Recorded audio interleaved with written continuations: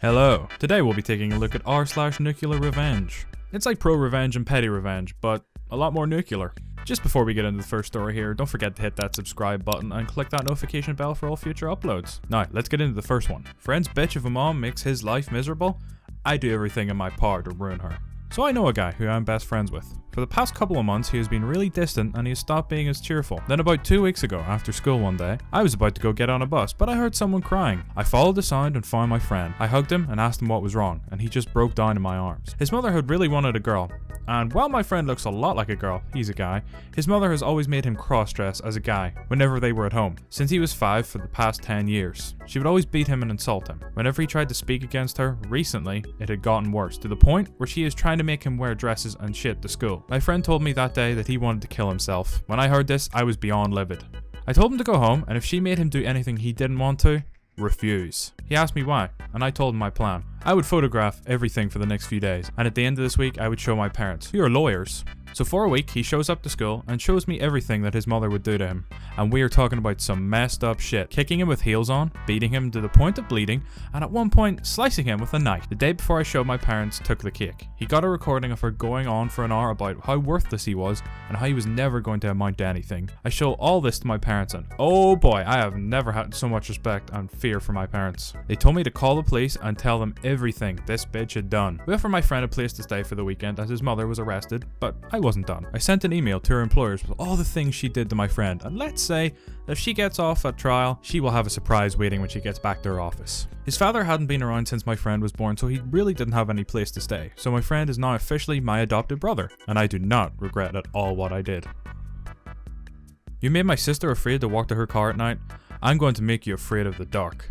Okay, background. Along with having 2 little brothers that I am very protective of, I also have an older half-sister who I'm extremely protective of. Let's call her OS, or older sister.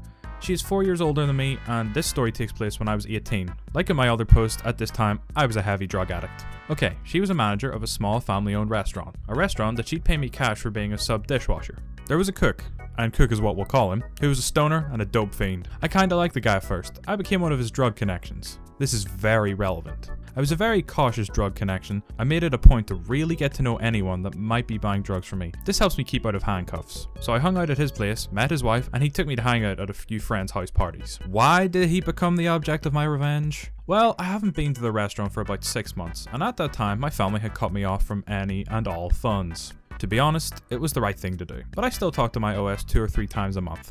So at this point, OS had fired Cook because she caught him smoking weed in the kitchen and blowing the smoke into the hood over the range and drinking on the job.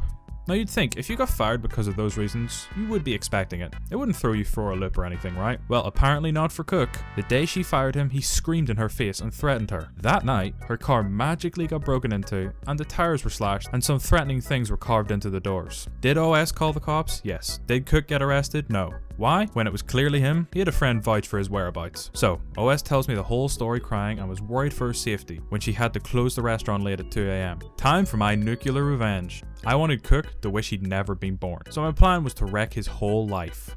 First, his ride. I paid the Cook's car a visit, slashed his tires in a way that would break both his axles, topped his gas tank off with diesel. Second, his new job. Cook had got a job working at a pizza place. A place that I knew most of the employees, seeing as it's on the same street that OS's restaurant is. So I called some of them and told them what he had done to OS. I didn't want him to get fired because I liked knowing where he was. They just made his life hell at that place until he was bullied out of there. This took a while. Third, his drugs. He was a big dope fiend and I was an even bigger dope fiend, and I knew all of his connections and stopped all sales to him very easily by saying that he was in fact a snitch. If you know anything about dope fiends and dope dealers, they are hyper paranoid, and that's all it took. Fourth, his home life. That was easy. All it took was a pretty girl at a house party and a camera. His wife kicked his dumb ass out. Fifth, last but not least, letting him know that it was all me and to get the F gone out of my area. And some assault. Can't help it. I let Cook know that I had some amazing dope for cheap. Meet me at said location at said time. He got jumped and robbed and told to get out of the town before it gets even worse. I never saw him again. Betray my trust? Have fun being a sex offender for life. In high school, I met someone my freshman year who would end up becoming my best friend by the end of that year. Frank. We weren't outcasts, but we weren't exactly popular kids either. We were the metalhead kids who hung out at the woodshop and had a small circle of friends. Every high school has this group, just the hangout area changes. Frank's dad was out of the picture, and his stepdad I thought was an asshole, but looking back, he was just trying to stop Frank from being a total F up, and constantly told him once he turned 18 and graduated high school, he was out of the house. Like I said at the start, come senior year, Frank was by far my closest friend. Every weekend, we'd hang out and play Super Smash Bros. Or sneaking into the movies to see whatever random horror flick was out. I wasn't going to let my best friend end up on the streets, and my family owns a big house with a couple of extra bedrooms, so of course, he can come live with us while he figures out what he's going to do with his life. Living in my house back then was me, my mom, my grandma, my aunt, and my younger cousin we'll call YC. YC was 5 years younger, so she was 13 when Frank moved in. Frank is a year older than me, so he was 19. My cousin lived with me all my life, so she was more than a little sister to me, and we let her watch movies with us and hang out. It was known that she had a crush on Frank, but I never thought anything of it. He had girlfriends in high school and seemed to have the normal attraction to pretty girls his own age, or close to it. I'd started college by this time and also gotten a part-time job. Frank was taking some BS classes at the local JC, but otherwise not really doing shit, but again, he was my best friend, so I just let him figure it out. A lot of people take a year off after high school to just figure it out. One weekend, about 3 months after him moving in with me, him and a few other friends went to an Iced Earth show and were having a blast in the pit. Frank took a break and was just standing on the outside of the pit when this guy who was at least 400 pounds got knocked back and fell right over Frank's knee. ACL torn right off. Frank had to have surgery and was basically going to be off his feet for a while during this time. During this time, YC pampered him and would bring him food and anything else he needed and was basically his own personal nurse. This is the part where I feel shame because I let this happen, mainly because I didn't want to be the one doing it. Of course, with how much time YC was in his room and spending with him, friends and family started to talk, but both would of course deny it and act like how could anyone even think that, and generally shame you for even bringing it up. This was back when cell phones were a thing, but not everyone had them. Frank had one because his mom wanted to be able to talk to him whenever, since he got injured. One because her mom treated her more like a friend than a daughter and got her everything she wanted. Both had the old Nokias. One day, our mainline phones went dead and I had to make a phone call. This was way back when teachers could still take your phones away from you, so my cousin left hers at home while she was in school. When I picked up the phone, I could see she had 10 texts, all from Frank. I understood they had gotten close, but 10 texts back then was a bit much, so of course I looked at what he had texted her. Months and months of, I love yous, and I can't wait to see you. No one will be home at this time? Everyone is asleep, come sneak in. I saw red. I was furious. If Frank had been home, I probably would have beaten him. Instead, he was at a doctor's appointment with his mom, and I punched a hole in my closet. After stupidly nearly breaking my hand, I calmed down and thought about it. If I beat him up, so what? He'll heal. And if I called the cops, my cousin would just deny everything, and even with a text, it doesn't prove that they were having sex. Every year, my family has a Christmas party, like a week before Christmas.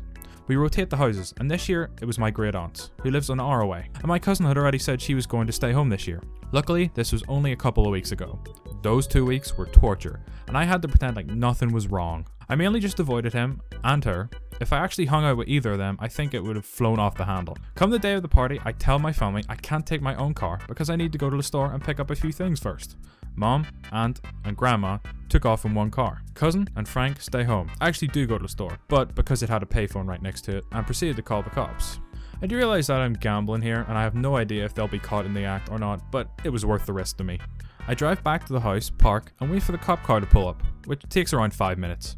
2 cops pull up and I explain to them what I think is going on, the text I saw, and give them permission to enter the house and search the premises. When we entered the house, I grossly found out my cousin is very vocal. The cops rush to the room and open his door, and there is YC straddling Frank. 20 minutes of screaming and crying later, Frank is in handcuffs and being taken away by 2 police officers. My cousin is calling me every name in the book because of course, she loves him and I ruined her life. I can't say I didn't feel a little bad, but I know I did the right thing. But someone who's a little sister saying those things to you, it does make you start to doubt a little bit. Frank ended up being charged with aggravated sexual assault of a child, unlawful sexual intercourse with a minor, and foreseeable acts of sexual penetration. The first one can actually be a life sentence, but he had no criminal record and obviously wasn't going to go on trial, so he did get a pretty good plea deal. Was sentenced to 15 years, but ended up only doing like 5, like the title says, though he is forever labeled as a sex offender and a felon. My cousin hated me for years, but eventually started going to therapy and realized what happened to her was wrong, and has since forgiven me.